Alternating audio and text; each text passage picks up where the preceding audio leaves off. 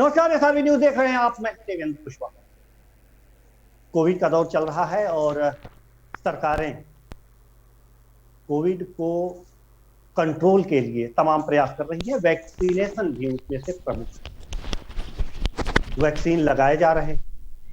कई राज्यों में 1 मई से 18 साल से ऊपर के लोगों को वैक्सीन लगाए जा रहे हैं। यह वैक्सीन लगाने के लिए क्या है प्रक्रिया, कैसे लगाया जाता है और डॉक्टर क्या सावधानी बरतते हैं, साथ ही वैक्सीन लगाने के बाद लोगों को क्या सावधानियां बरतनी चाहिए, इन सभी मुद्दों पे हम बात करेंगे। और हमारे साथ बात करने के लिए लाइव जुड़ी हुई हैं डॉक्टर अलका, जो अयोध्या मेडिकल कॉलेज में कार्यरत। जी, स्वागत है आपका हमारे इस पर। डॉक्टर साहब, सबसे पहले हम आपसे यही जानना चाहेंगे कि यदि किसी को वैक्सीन लगवाना है तो सबसे पहले उसे क्या करना चाहिए? धन्यवाद आपका। सर्वप्रथम मैं इस पेज से, इस चैनल के माध्यम से संपूर्ण भारतवासियों को उनके स्वस्थ रहने की कामना करती हूँ। और आज ये मेरे लिए अत्यंत सौभाग्य की बात है कि मुझे एक ऐसे मुख्य विषय पर बोलने के लिए मुझे सुझाव दिया गया, तो मेरे लिए अत्यंत गौरव की बात भी है, क्योंकि वैक्सीनेशन हमारी सरकार द्वारा आयोजित किया गया एक वैश्विक स्तर का उपक्रम है और हमारे ही राष्ट्र ने इसकी शुरुआत की और हम सब लोगों की एक जिम्मेदारी बनती है कि हम इस उपक्रम को ज्यादा से ज्यादा हिस्सेदारी करके इसको हम सफल बनाएं। तो आपने जैसा कि अभी प्रश्न पूछा है कि वैक्सीनेशन के लिए हमें क्या करना चाहिए, तो मैं आप सब लोगों को बताना चाहूंगी कि वैक्सीनेशन के लिए गवर्नमेंट ने एक साइट जारी की है, एक अपना लिंक भेजा है जो www.cow.government.in है, जो कि अभी पहले भी एक वैक्सीनेशन का एक स्टेज हो चुका है, जिसमें क्योंकि बहुत ज्यादा जनसंख्या है देश की, तो आयु का कैटेगराइजेशन किया गया कि पहले हम इन लोगों को लगाएंगे, फिर इस एज ग्रुप को लगाएंगे, जिसमें सबसे पहले जो हेल्थ वर्कर्स हैं, फ्रंटलाइन वॉरियर्स हैं, उनके लिए सबसे पहले ये दिया गया था, क्योंकि वही वो लोग हैं जो मरीज के बहुत नजदीक जाकर के उनका इलाज करते हैं। तो उनका एक उपक्रम शुरू हुआ। अब उन्होंने 18 वर्ष से ऊपर के लोगों के लिए शुरू किया है, 1 मई से शुरू हो चुका है और काफी हद तक एक बहुत अच्छा एक आंकड़ा मिला है हमें कि इतने लोगों ने वैक्सीनेशन कराया है इन 2 दिन में। तो वो एक लिंक है जिसपे आप आसानी से गूगल पे सर्च करके आप उसके थ्रू उस पे रजिस्ट्रेशन करा सकते हैं। एक हमारी भारत सरकार द्वारा पहले से एक हमें ऐप दी गई है जिसका नाम है आरोग्य सेतु, हम उसके माध्यम से भी जाकर के रजिस्ट्रेशन करा सकते हैं। एक उमंग एक और एक ऐप है जिससे भी हम अपना रजिस्ट्रेशन करा सकते हैं। सबसे अच्छी बात यह है कि आप जो मोबाइल नंबर प्रयोग करेंगे रजिस्ट्रेशन करने के लिए, उस एक ही मोबाइल नंबर से आप 4 या 5 लोगों का रजिस्ट्रेशन करा सकते हैं। अब मैं आपको बताना चाहूंगी कि किन किन चीजों का ध्यान रखना चाहिए। डॉक्टर साहब, हम उस पे बाद में जाएंगे, लेकिन उससे पहले एक प्रश्न और आता है कि अब 1 मई से 18 साल से ऊपर आयु वर्ग के लोगों का जो है वैक्सीनेशन शुरू हो चुका है। ऐसे में गांव में भी वैक्सीनेशन शुरू हो चुका होगा और गांव में भी ये वैक्सीन लग रही है। तो कुल मिलाकर के अगर जो हम आपसे ये पूछना चाहते हैं कि गांव के लोग इतने पढ़े लिखे नहीं हैं, ऐसे में गांव के लोगों का वैक्सीनेशन किस तरह से होगा, जो ऐप नहीं जानते, जो वेबसाइट पे अपने आप को रजिस्टर्ड करना नहीं जानते, उनका वैक्सीनेशन किस तरह से सरकार ने क्या प्रक्रिया अपनाई हुई है कि वो भी रजिस्टर्ड हो जाए और वैक्सीनेशन वो भी करा सके, जी उनका भी वैक्सीनेशन हो जाए। जी हाँ, मैं अब आप लोगों से बताना चाहूंगी कि सरकार ने गांव के लोगों के लिए भी इसको बहुत आसान तरीका बना दिया है कि जितने भी कम्युनिटी हेल्थ सेंटर या प्राइमरी हेल्थ सेंटर्स हैं या फिर डिस्ट्रिक्ट हॉस्पिटल्स हैं, वहां पहुंचकर सारी जानकारियां पहले से प्राप्त है, सबको दी जा चुकी है। जो अभी इस 18 वर्ष से ज्यादा के लोगों का जो एक पहली फेज अभी गई है, जो लोगों ने ली है, उन्होंने भी उसी माध्यम से अपने डिस्ट्रिक्ट हॉस्पिटल्स में जाकर के या फिर तहसील के लेवल पे जाकर के जो भी हॉस्पिटल्स हैं, सेंटर्स नियुक्त किए गए हैं। तो जो हमारी आशा वर्कर्स हैं जो गांव में इस प्रक्रिया को, इस मुहिम को सफल बनाने के लिए अपना संपूर्ण सहयोग दे रही हैं, वो गांव-गांव जाकर के पूरा एक डाटा कलेक्ट कर रही हैं कि किनको वैक्सीन लग चुका है, 18 वर्ष से आयु के लोग कितने। तो वो लोग इस माध्यम से सरकार ने पहले से बहुत सारी अपनी नीतियां बनाई हुई है जिससे गांव के लोग भी इसका लाभ उठा सके। तो ये सब तरीके हैं जिससे जी जी डॉक्टर साहब, अब हम आते हैं, आप जिस प्रश्न का जवाब देना चाहती थी उसी प्रश्न पे आते हैं कि आखिर क्या सावधानियां बरतनी चाहिए लोगों को और डॉक्टर्स को भी। आखिर डॉक्टर के पास जब लोग वैक्सीनेशन के लिए जाते हैं, वैक्सीन लगवाने के लिए जाते हैं, तो उसमें कुछ कोविड संक्रमित भी हो सकते हैं। ऐसे में डॉक्टर्स किस तरह से उनको अलग करके, या फिर क्या उनको भी वैक्सीन लग जाती है जो संक्रमित, क्या है स्थिति? ये बहुत महत्वपूर्ण प्रश्न आपने किया है और मुझे लगता है सभी लोगों को इसको समझने की कोशिश करनी चाहिए।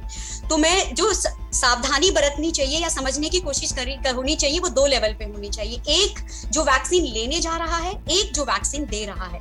मैं पहले आपको बताना चाहूंगी जो वैक्सीन लेने जा रहा है उसको, अगर वो पहले से किसी ऐसी बीमारी से ग्रसित है, ठीक है, या फिर उसे किसी ऐसी तरीके से कुछ एलर्जी है जो पहले वो एलर्जी की हिस्ट्री हुई है किसी दवाई से, या फिर उसने कोई दवाई खाई हो, या पहले जो वैक्सीनेशन या टीका लिया और उससे उसको एलर्जी हुई हो, तो ये सब चीजें उसे जब वो वैक्सीन लेने जा रहा है तो वैक्सीन देने वाले को बतानी चाहिए। हालांकि वहां पर उनसे प्रश्न किया जाएगा कि आपको ऐसी कोई हिस्ट्री तो नहीं है, पहले से कोई दिक्कत तो नहीं है।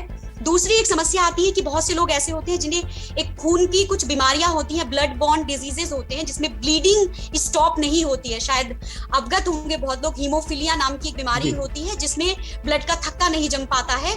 तो ऐसे में भी जब हम इंजेक्शन लगाते हैं, वैक्सीन लगाई जाती है, तो उसमें कैपिलरीज के या आर्टरी वेन्स के डैमेज होने के चांसेस होते हैं, तो उस केस में ब्लीडिंग होने के चांसेस होते हैं। तो इसलिए हमें पहले ही ध्यान रखना पड़ेगा और हमें उनको बताना पड़ेगा। सबसे महत्वपूर्ण बात, जो वैक्सीन है उसके अंदर जो इंग्रेडिएंट्स हैं, तो जो एजुकेटेड लोग हैं वो तो उसे पढ़ सकते हैं कि इसमें क्या क्या चीज है, और कोई नोन हिस्ट्री है तो वो बता सकते हैं।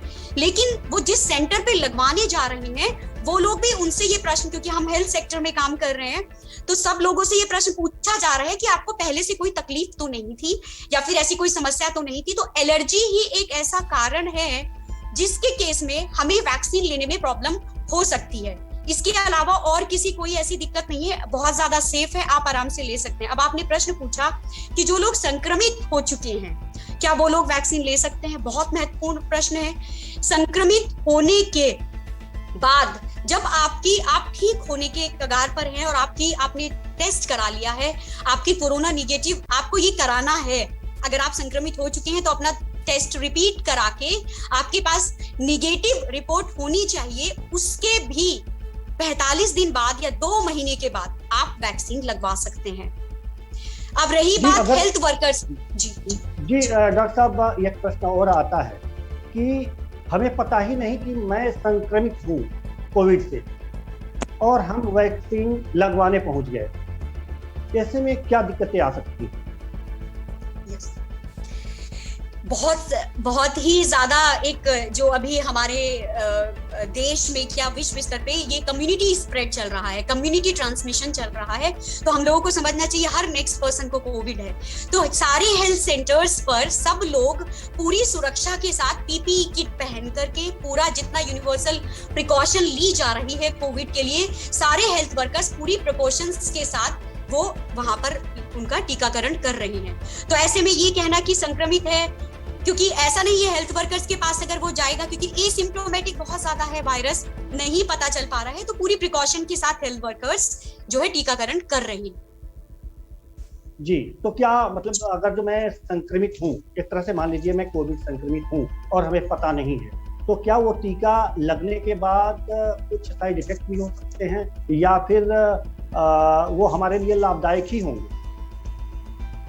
हाँ, ये अभी जो आपने प्रश्न किया है इसके लिए, क्योंकि ऐसा अभी बहुत कम आंकड़े जो हैं वो देखने में आए हैं, तो अगर हमें ऐसा लग रहा है कि हम संक्रमित हैं बट सिम्टम्स नहीं है, तो ऐसे में जाकर के आप वैक्सीन तो ले सकते हैं, लेकिन ये कितना हानिकारक है अभी ऐसा कोई आंकड़ा आया नहीं है कि किसी को इस वजह से कोई तकलीफ हुई हो या फिर उन्हें कोई ऐसी परेशानी का सामना करना पड़ा हो। तो अभी तक ऐसा कुछ देखा नहीं गया है, वो वैक्सीन ले सकते हैं ऐसा, लेकिन अगर कोविड पॉजिटिव रिपोर्ट के साथ है तो फिर नहीं लेंगे।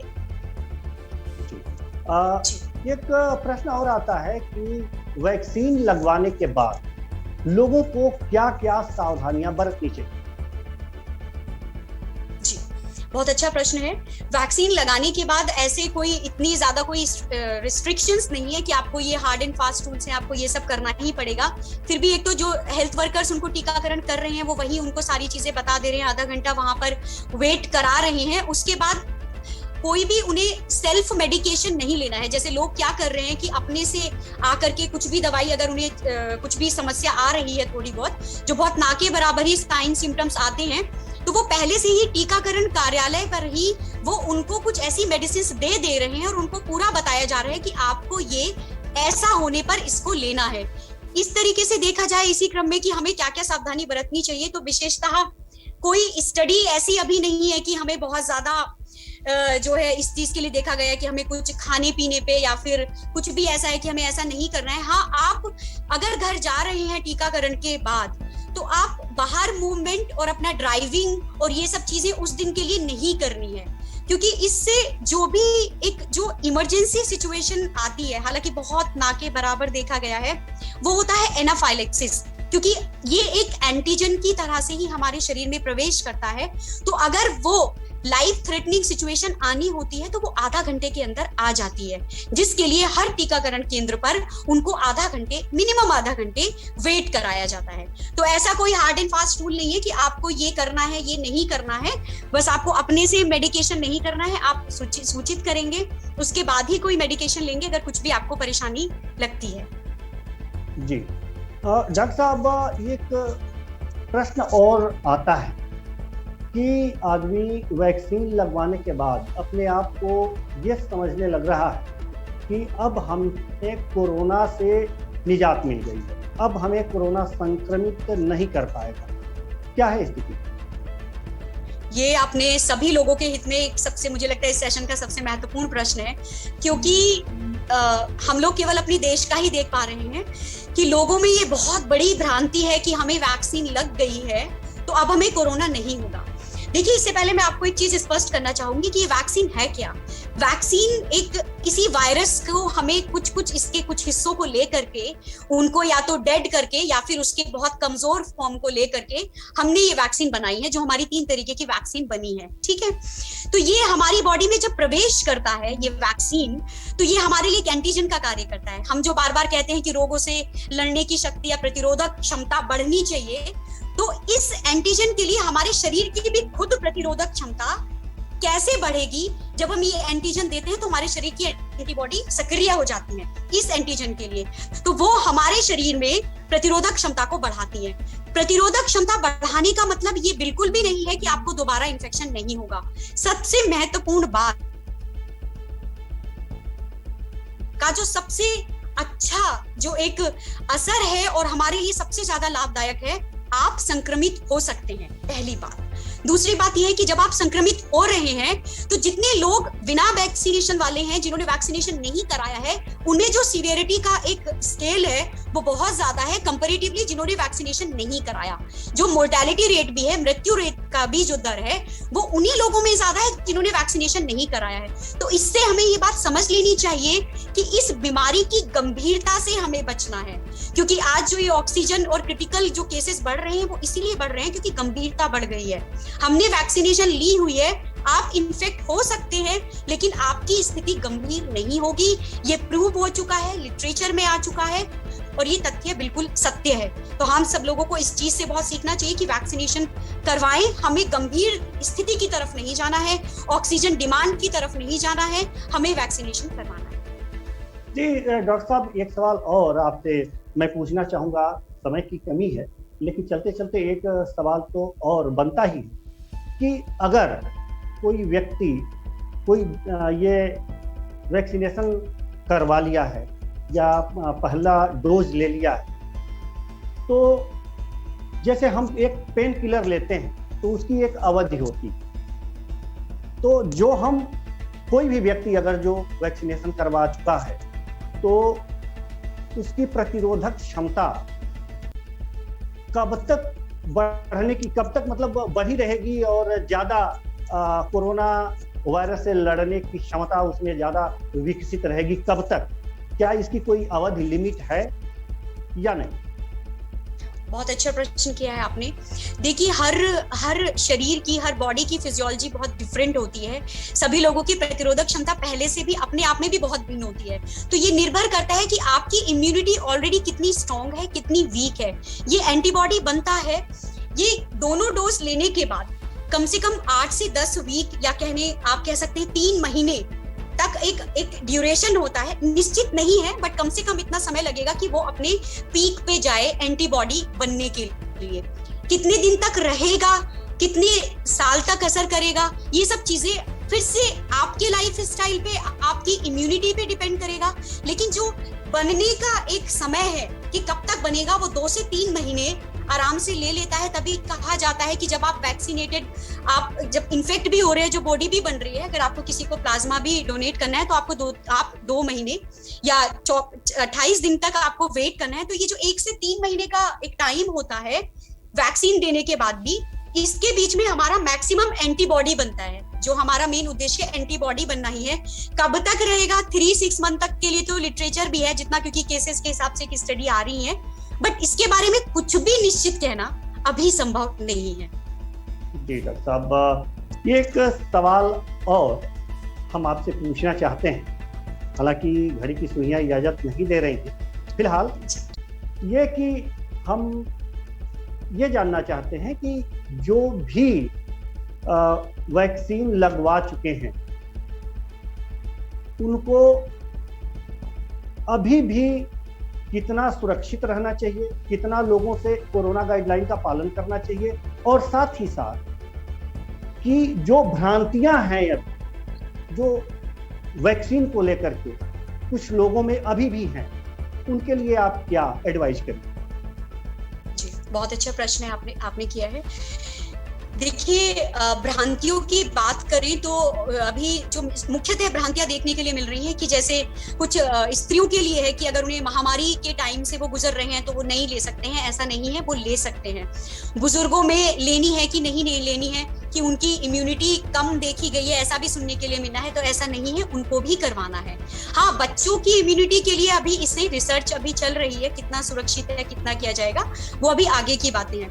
तो जो आपने अभी प्रश्न किया कि कितने सुरक्षित हैं लेने के बाद भी और उन्होंने किन किन नियमों का पालन करना चाहिए, देखिए मैं आपको ये बताना चाहती हूँ कि जैसा मैं बार बार बोल रही हूँ कि अगर एक परिवार में 4 सदस्य हैं तो चारों लोगों के प्रतिरोधक क्षमता, रोगों से लड़ने की क्षमता, जिसे हम इम्यूनिटी कहते हैं, वो अलग है। आपने वैक्सीन लगवा ली है, ठीक है, हो सकता है इस परिवार में और सदस्य हैं जिन्होंने वैक्सीन अभी तक नहीं लगवाई है, या फिर बहुत 60 से ऊपर के लोग हैं, या फिर जिनको अभी कुछ कोमोर्बिडिटी है, जैसे ब्लड प्रेशर है, शुगर है। सबकी फैमिली में आजकल ये स्थिति देखने को मिलती है। आपके वैक्सीन लगवाने के बाद भी, जैसा मैंने बताया, आप संक्रमित हो सकते हैं। वो डिपेंड करता है कि आपके अंदर एंटीबॉडी का कितना टाइटर बन चुका है, जो ये नया वाला वायरस है, इसके स्ट्रेन से लड़ने के लिए वो कितना मजबूत है, वो इस पे निर्भर करेगा। अगर वो अभी टाइटर आपकी बॉडी में वैक्सीन लेने के बाद उतना स्ट्रॉन्ग नहीं बना है, आप संक्रमित हो जाएंगे। अब सोचिए उन लोगों के बारे में जो और 3 सदस्य हैं फैमिली के, उनकी इम्यूनिटी स्ट्रॉन्ग नहीं है, लेकिन आप इन्फेक्टेड हैं, आपको सीवियरिटी नहीं होगी, लेकिन इस वायरस की संक्रामकता जो है वो 1 से 10 लोगों को संक्रमित करने की है, तो आपके और लोग तो परिवार के संक्रमित होंगे ही ना। तो आप सुरक्षित रह सकते हैं कि आपकी स्थिति गंभीर नहीं होगी, लेकिन आप दूसरे लोगों को संक्रमित रखने की उतनी क्षमता रखते हैं जितना एक बिना वैक्सीन लगाए वाला व्यक्ति दूसरों को संक्रमित कर रहा है। जी डॉक्टर साहब, तो हमें इस तरह से सोचना होगा। जी, इस तमाम जानकारी के लिए आपका बहुत बहुत धन्यवाद। तो कुल मिलाकर के अभी आप लोगों को डॉक्टर अलका जी ने बताया कि वैक्सीनेशन किस तरह से प्रक्रिया चलती है और किस तरह से आप रजिस्ट्रेशन करा सकते हैं, किस तरह से आप वैक्सीन लेने के बाद भी आप क्या क्या बचाव करने हैं और कौन कौन लोग वैक्सीन ले सकते हैं। फिलहाल इस कार्यक्रम में इतना ही, मुझे दीजिए इजाजत। नमस्कार, धन्यवाद।